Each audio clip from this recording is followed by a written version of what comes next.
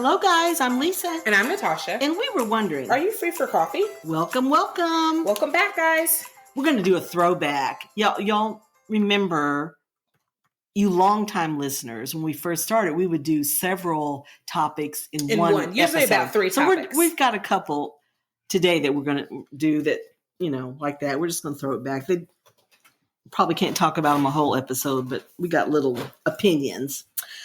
The first one, Meghan Markle says on her podcast, she has a podcast, that she was only treated like a Black woman after she began dating Harry.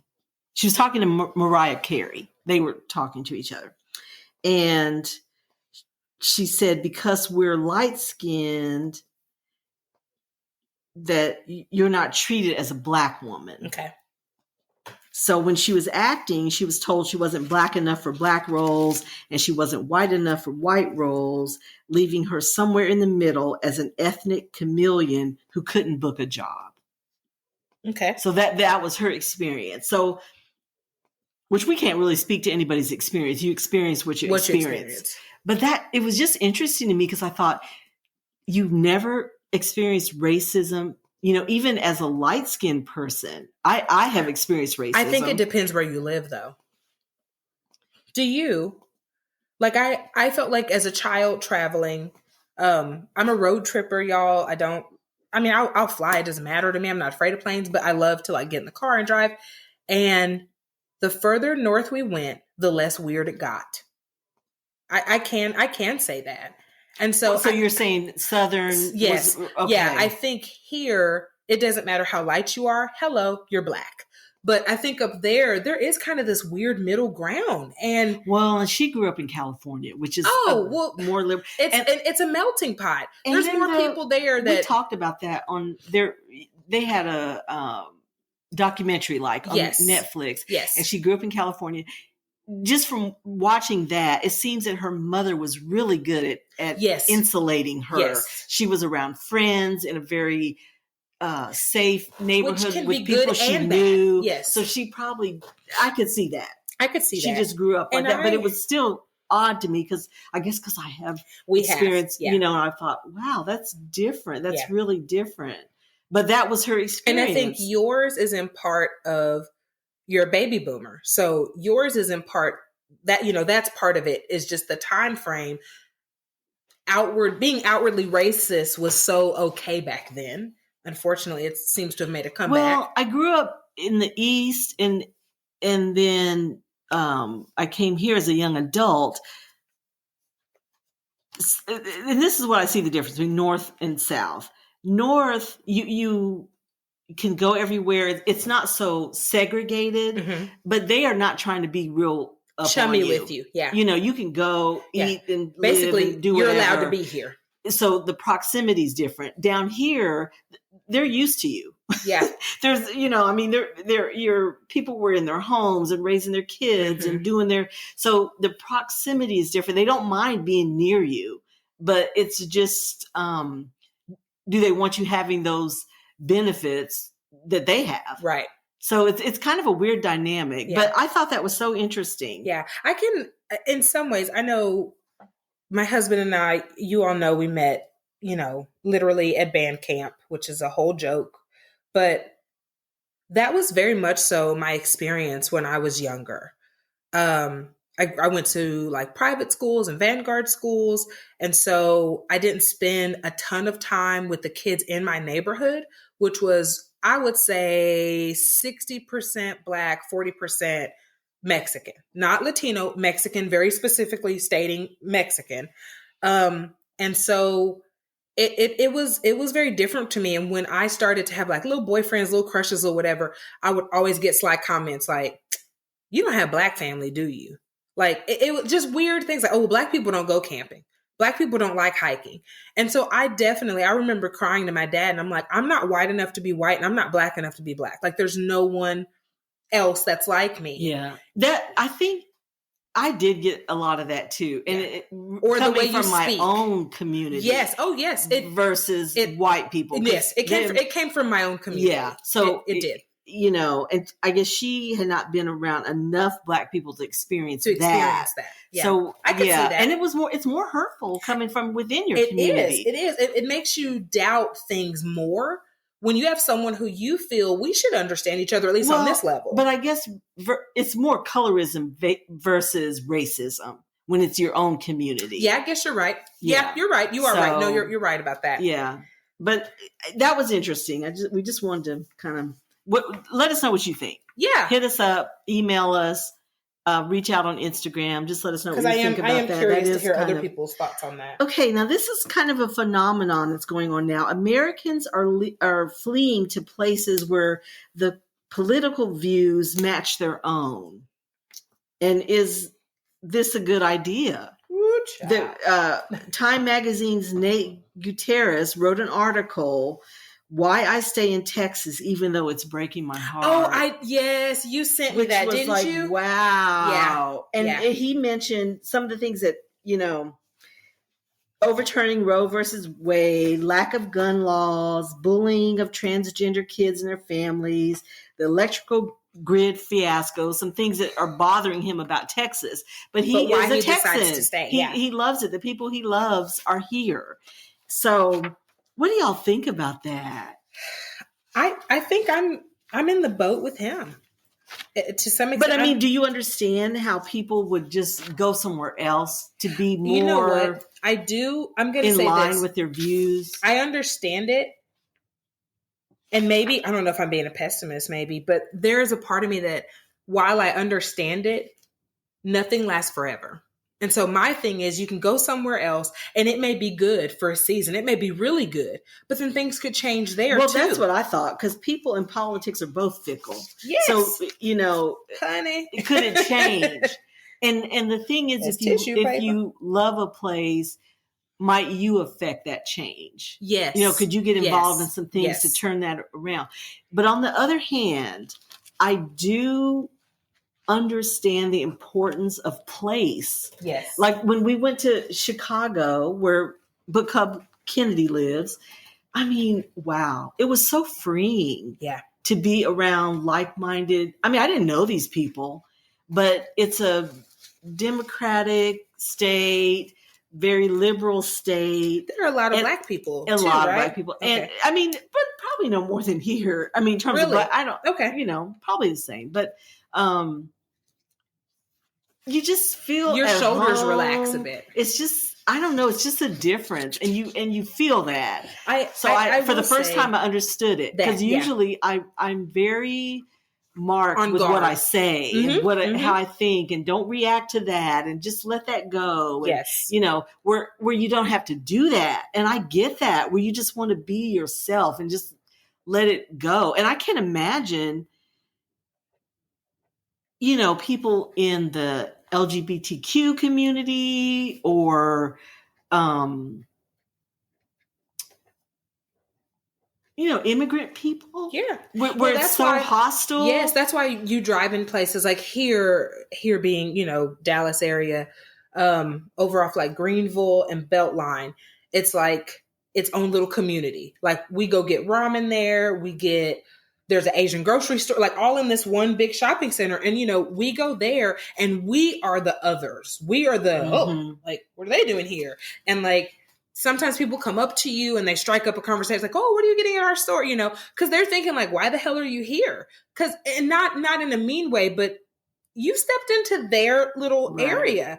And, I have a number of gay friends, and they call it the gayborhood, like over off Cedar Springs and Oak Lawn area. And when I was growing up, I was like, well, I don't get it. Like, why can't they just live everywhere? But then as I got older and I started to work with different organizations and view different things happening, I understood the importance of them having their own area where if there's an attack, it's an outside person. It's not happening. It's not your neighbor, because your neighbor and they align with your life. And so that is something I aspire to experience. Yeah. I aspire to go somewhere and not feel like I have to be kind of watching out or. I totally understand it. I really do. And then And in I think if recent you're not an other or an times, only, you just don't know what that's no. like. In recent times, politics has gotten so ugly and Mm-hmm. so polarized. I mean, Yes.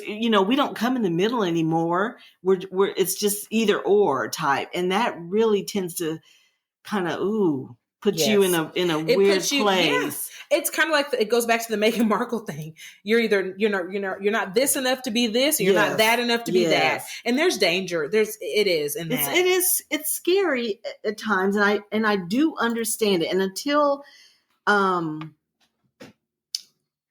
I don't know. We've traveled other places, but Chicago was so different to me. I can see that. And just it just felt very freeing. Yeah. No, I get it. So this is coming from a girl who's been to 48 out of 50 states. I'm going to agree with you. Yeah. So it is a phenomenon.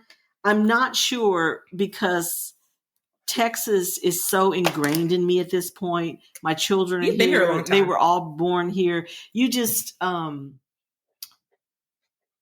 I don't know that now. It's so interwoven in me. It would be hard to tear it apart. It really would, but I do get it. Yeah, I do. I totally get it. Okay, this is really interesting. Netflix's hit You, which I have not seen. Oh, but it looks so good. Everybody says it's wonderful. It's kind of a thriller, stalking serial killer type thing, which is not my jam. So that's why I haven't seen it. But Lisa's like, I'll pass. I know, but the star, Penn Badgley, and y'all know him from Gossip Girl, and he's been in other things. He's a cutie. He recently announced that he had requested a significant reduction in the number of intimate scenes in the latest season. I think it's season 3 that's out now. Okay. So he wants to dial it back, dial it back. So I haven't seen any of them, so I can't speak to it. But evidently they were pretty spicy. So he asked this go round, could he keep his clothes on and not do so much? And he is married with a young child. Okay. So he said no, and they were accommodating. Now he has to do some just by contractually and just what the topic of the show is, I guess, is around that. So he has to do a little, but they did dial it way down. What do you think about that? You know what? I respect him for that. I do. We've all seen a scene, and then you kind of think back on it and you're like, oh my gosh, like that's somebody's mom or that's somebody's dad. Like, and I get it. I get that it comes with the territory in terms of acting, but I think if that's his comfort level, I applaud him for that. I really do. And his relationship. And his, and that he just may be like, no, I'm not feeling this right now. And we've all seen scenes and you think, okay, how they say that they're covered stuff, but are they really? Yes. I mean, it's like so graphic. Or even if they are covered, you're thinking, shoot, like. And we all know how they fall in love with their co-stars. Yes. And some of it, I think, is because you're acting like you're in love, doing all this stuff, and doing all this stuff. So I mean, it's not easy to go there with it. Like, how do you just step away from that? This is protecting his relationship. Yes, is what it seems like to me. Yes, and we do applaud him. And I think putting up those barriers, that's smart. Right. Put up barriers before you have a problem, because after you have a problem, you've already opened that, you've already awakened whatever. Plus, you don't want to be typecast. Like, do I want to do this forever and ever and ever? Amen. Like, Reggae has not come back to Bridgerton. Yes. And he hasn't said, but I'm thinking that's kind of why. Like, do I want to be the Duke and always under the gazebo and whatever? But thank you so much, Reggae, for that library. For that little bit, we did enjoy that. That was the cayenne pepper we needed. But I understand he's in a relationship. Yeah. And I'm sure his significant other is probably not so cool with it. And then it blew up. Like, when they record, they don't know how amazing it's going to be. Of course, there's probability, there's risk management. Everyone's looking like, oh, we assume this, we think this, these are our projections. But it just blew up. And then can you imagine, oh my gosh, Bridgerton. And this is your dude? Like, you would be so tired of hearing about Bridgerton. Yeah, like you would be sick of it. I agree. So I'm digging it. I am, and it's great because they accommodated him. And it was a guy that asked. I love Yeah. that it was a guy. I do too. So now maybe other actors and actresses Maybe we'll feel more empowered. Will be feel like they can ask too. Sad for us, we're not going to get to see all the steamy stuff maybe, but listen, it was steamy 20 years ago when they dimmed them lights, and you remember how they used to do where they dim it and then you'd kind of see the shadows. I remember being like, ooh. Something's gonna happen. So if it could steam then, it can steam now. Well, good for him. Yes, I totally agree. Up next, our picks for the sexiest man alive this week. But first, a message from our sponsor, BetterHelp. During hard times, it can get really difficult if you don't have anyone to talk to. Being alone with your thoughts can be an isolating feeling that can allow negativity to consume you. This is why we are sponsored by BetterHelp. BetterHelp is customized online therapy that offers video, phone, and even live chat sessions with your therapist, so you don't have to see anyone on camera if you don't want to. There is a broad range of expertise in BetterHelp's 20,000 plus therapist network that gives you access to help that may not be available in your area. You just fill out a questionnaire to help assess your specific needs, and then you get matched with the therapist in under 48 hours. Then you schedule secure video and phone sessions. Plus, you can exchange unlimited messages, and everything you share is completely confidential. You can request a new therapist at no additional charge anytime. Join the 2 million plus people who have taken charge of their mental health with an experienced BetterHelp therapist. So many people use BetterHelp that they are currently recruiting additional therapists in all 50 states.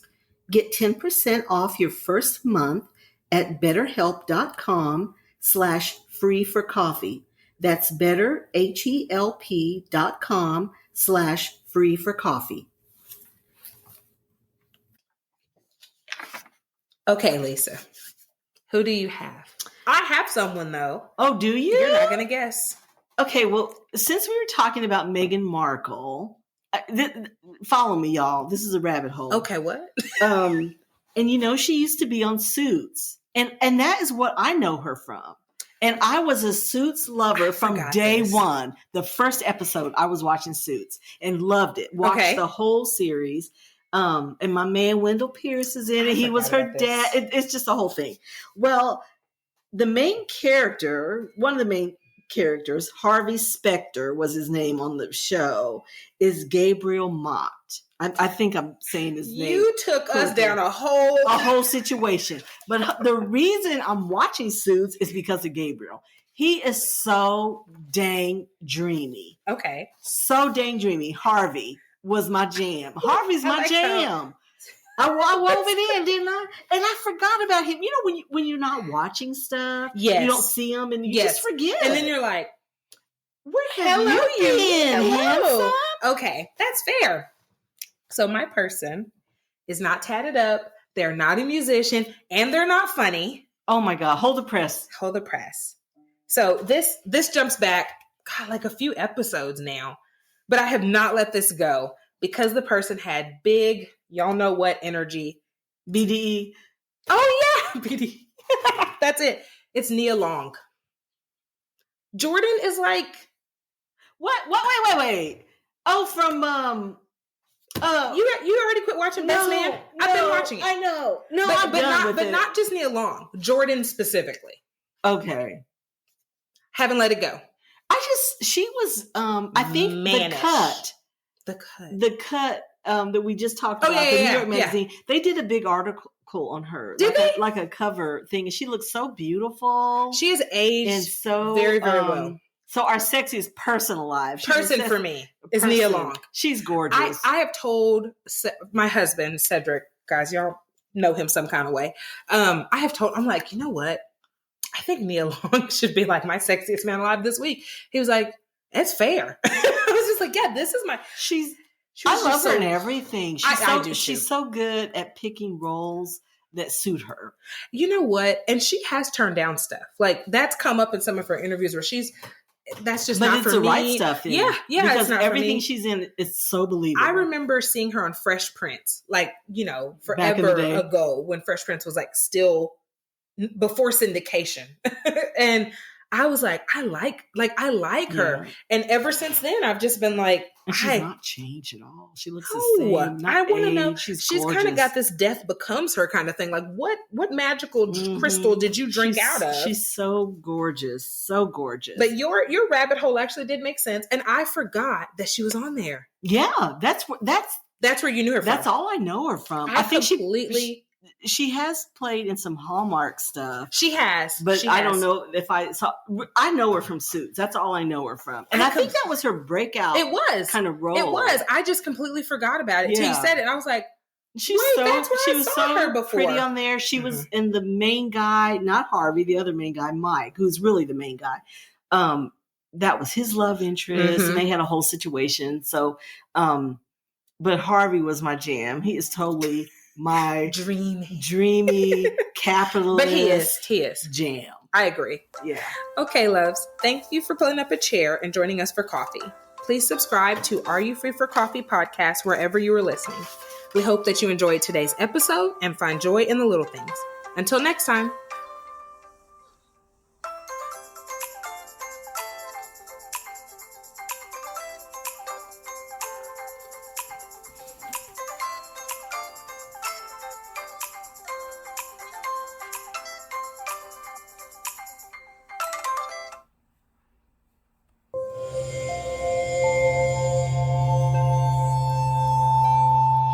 Part of the Boundless Audio Podcast Network.